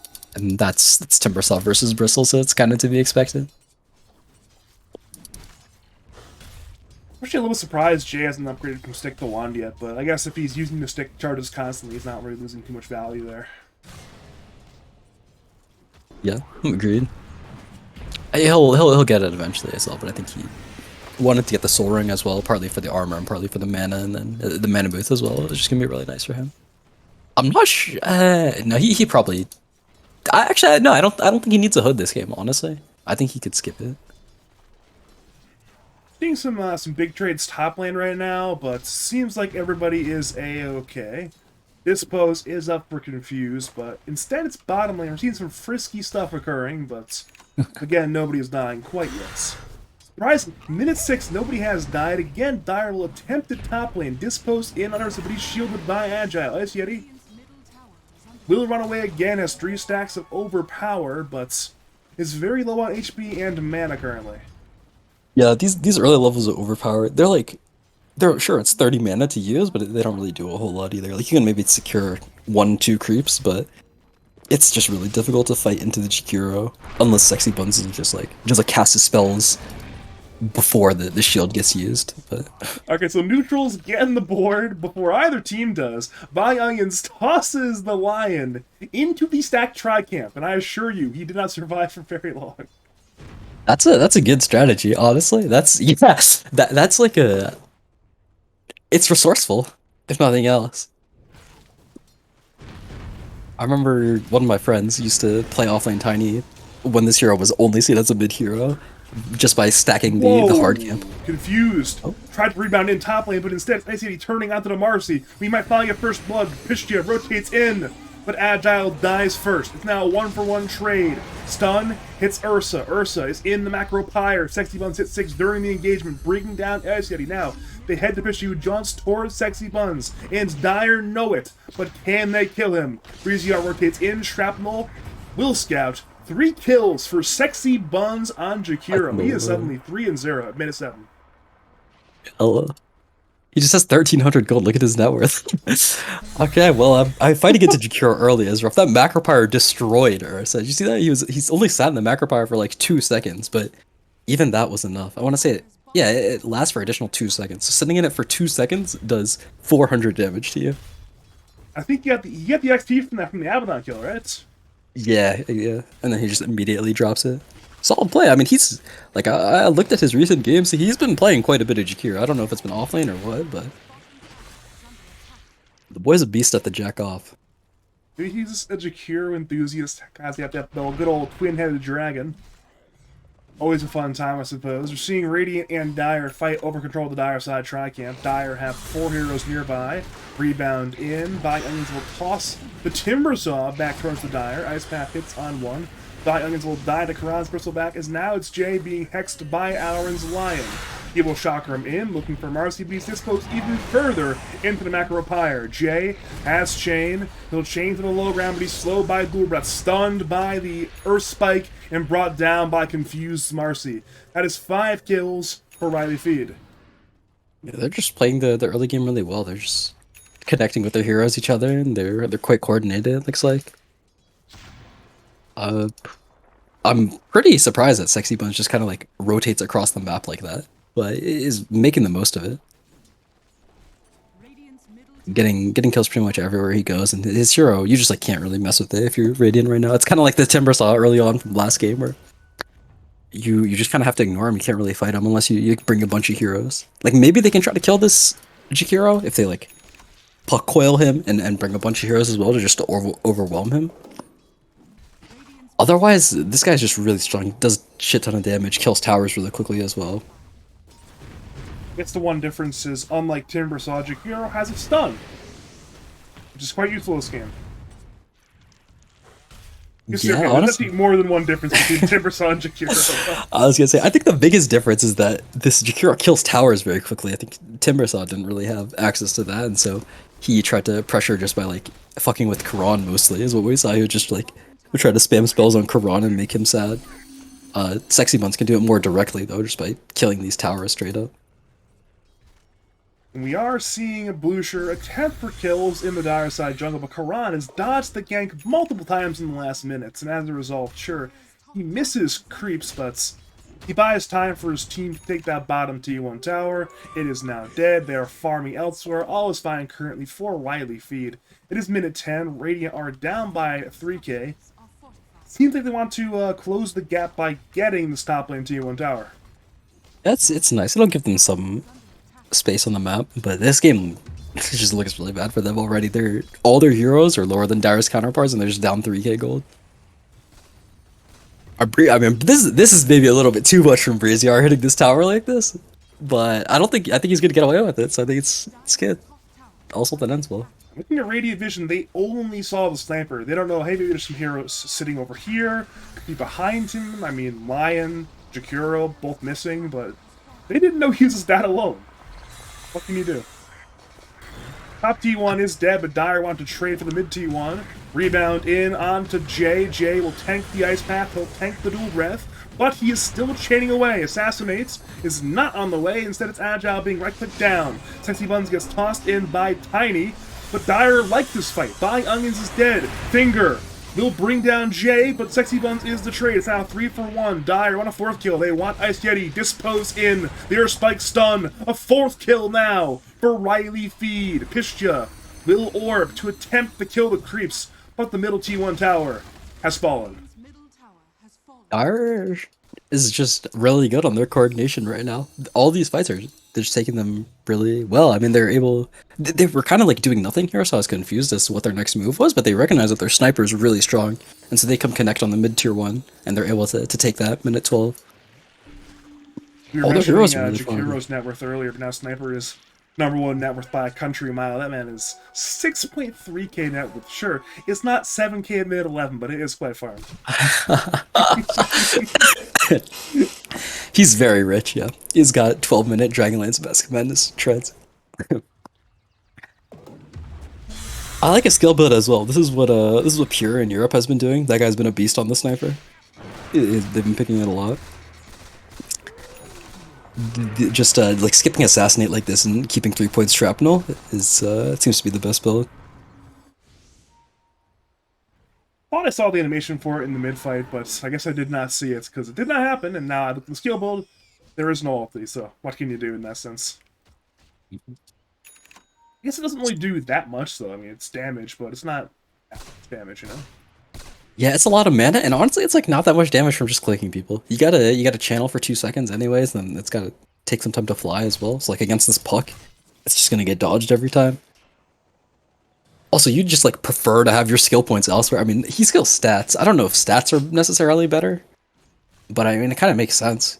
It gives you some extra tankiness, and it makes your auto attacks better as well. So, Yes, the question is 40 HP and 2 damage better than your ulti points? And perhaps maybe it is. it's a big mana investment as well. Like, sure, you don't need mana that much, but buying onions is dead. Yeah, he's being kited around by the headshots from Breezy-R. There were 3 more Dire heroes nearby, but I don't even think they were needed. 4v1, 1v1, same result. Buying onions in the grave. 10 kills now for Reily Feid. He gets disintegrated by the sniper right now. He's got no points ult, and so he's sitting at 0 armor. This sniper does so much damage. If he procs headshot, he hits for like 250, and then he's able to guaranteed hit 250 every time with the take aim active, and then Mask of Madness. And Agi Treads, he hits really fast as well. I can't really do a whole lot right now on Radiant. I said he has Battlefield queued up right now, which I don't really agree with either, but that's gonna make them take even longer to get online. They need to like, get this tiny blink somehow, and then they can start making stuff happen. But a lot of the heroes kind of are reliant on being ahead early on. Is that all fine? Yeah, okay, he's chilling. That doesn't happen. He is not going to die, but Mm-hmm. I mean, I guess Ice City wants to farm the game out, which I guess in the long run could pay off, but if the game is over, it won't pay off. Dispose on Abaddon, Borrowed Time is active.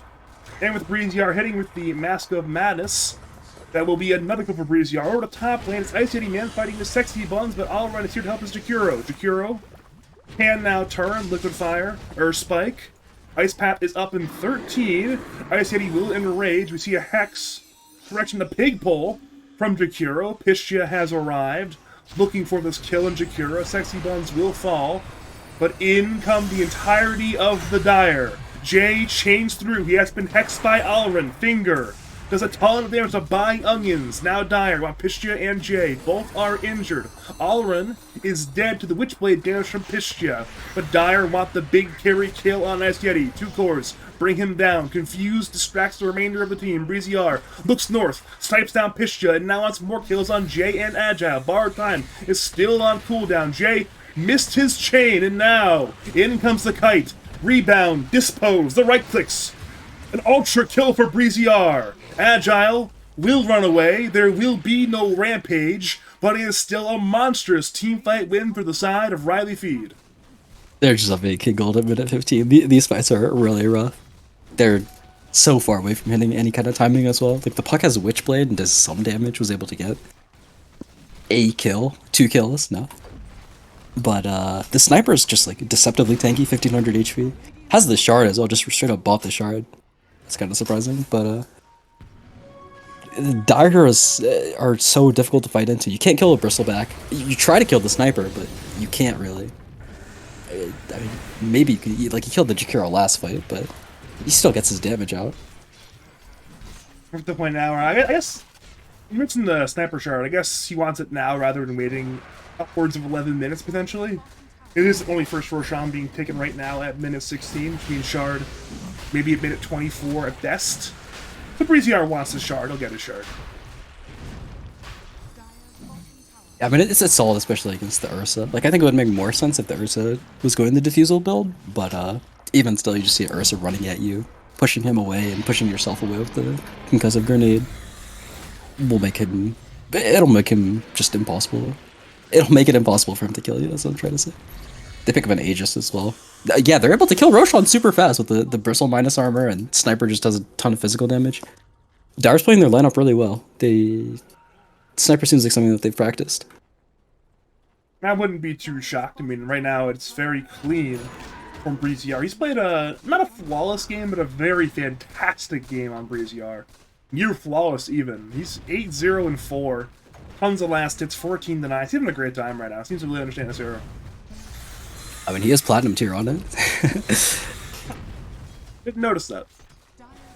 He just plays some wacky heroes. He's also a game spammer. I mean, I know there's some That's players true, that yeah. have wait, middle lane, tower is dead. Jay's also going to die. He's disposed further in. Finger brings Timbersaw down.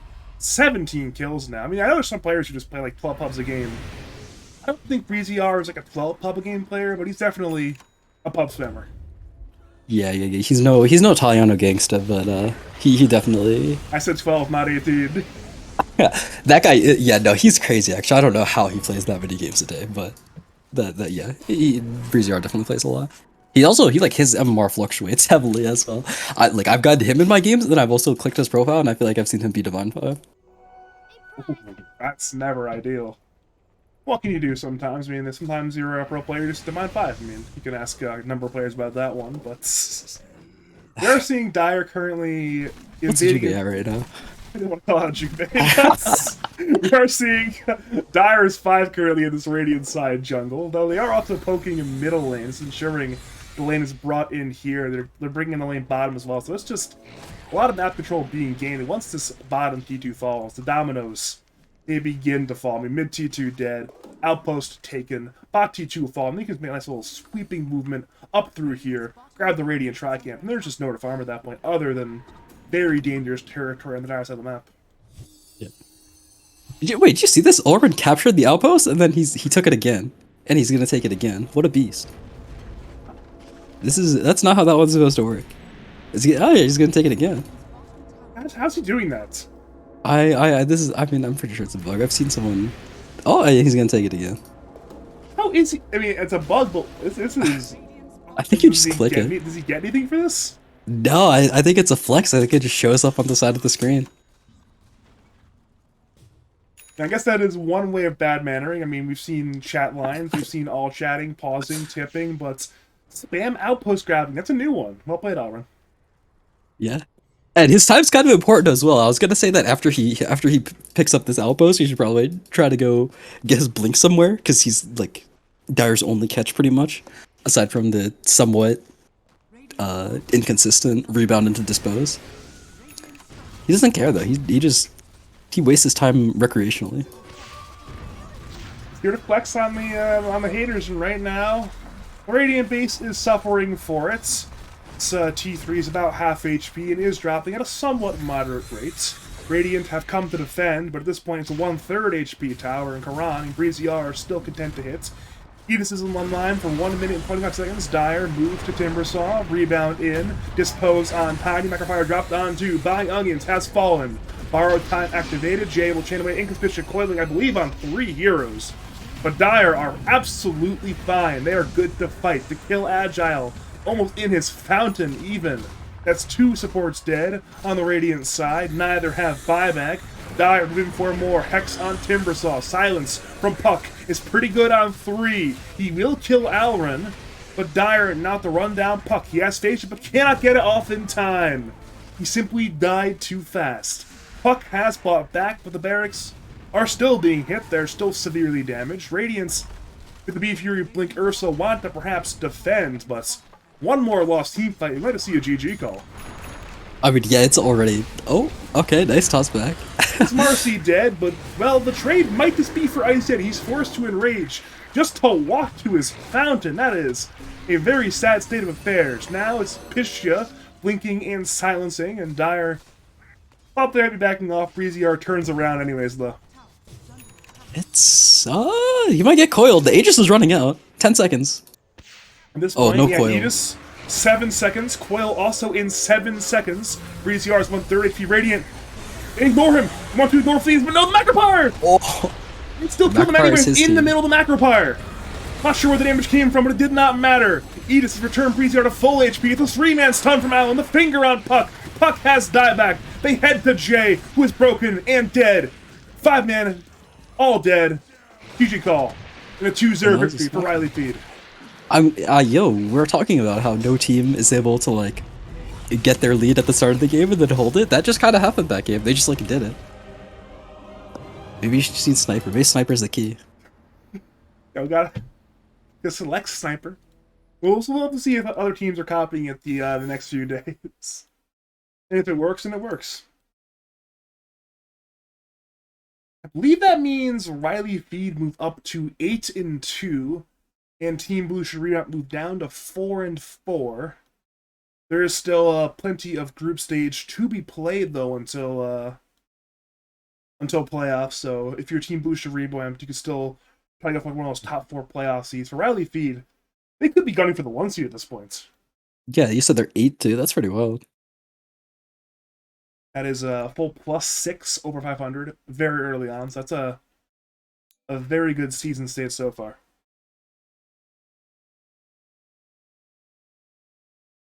Remember last game we looked at the Team XP and net worth graph, and we saw a green line going up and down and up and down.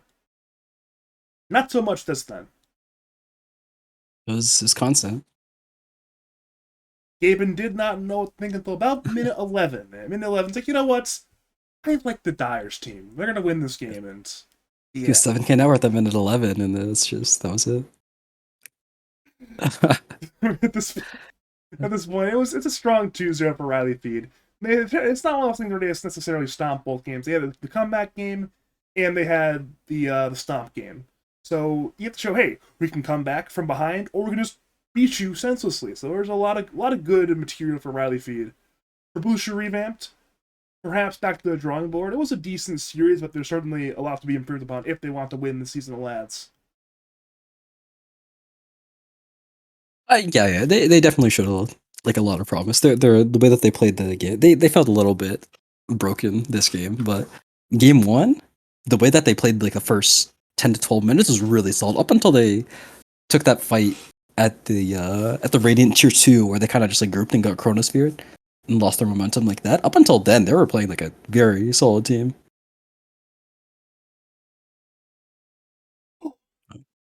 Guess we can wrap it up at this point, though. Thank you again, as always, Logical. Do you have any more final analysis for us? Uh, I mean, maybe the Dire team is pretty rigged actually. Like, I didn't think they were that. Like you were saying that people have been complaining about them, and that they're gonna be like they're like favorites to win, but I don't really think they were like that crazy because I mean their players aren't really that high anymore. But they seem to work really well together. They got good coordination. And then, as always, Logical, thank you for taking time to come on for the cast. Do you have any final words, call outs, shouts to say to the people of League of Lads and twitch.tv/Badger Pablo? No, uh, shout out to you, Badger. Always a pleasure to cast. Call out to Neff again for not showing up on our cast. Even though it was like That showed three up. times ago. That showed up He last did. night, and you didn't, He Logical. he dodges me actually. I think I've cracked the case. He just dodged me. He doesn't want to cast with me. I get it. Bad enough. Okay. We can test this. I'll test this sometime soon. But Yeah. Okay. Yeah. This is good. uh, Uh, aside uh, from that, follow me on Twitter at Logical Dode 2. I don't care about Dota buff right now. Just follow me on my main Twitter. I'm gonna go back to posting stuff there pretty soon. I think very because it was more cool. fun.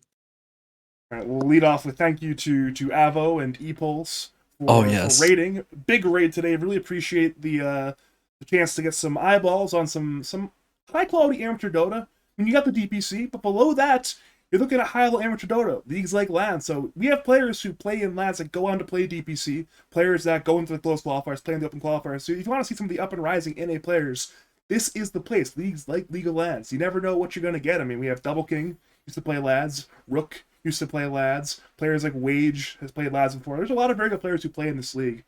But speaking of other things, speaking of DPC, if you are a tournament organizer or somebody who does hiring for your pro tournaments, me and Logical are available to be hired for your tournaments. Contact me on Twitter, twitter.com/BadgerDota2, or on Discord, Badger5713. We are ready to go, and hopefully we impressed tonight. Speaking of League of Lads stuff, not quite sure when we will be back. I know we will be back Monday night. We might be back tomorrow. You never know. We'll find out. Well, actually, we're going to discuss it in like 5 minutes, but we might be back tomorrow. You never know. Thank you to the viewers for tuning in, as per always. And as per always, have a great night.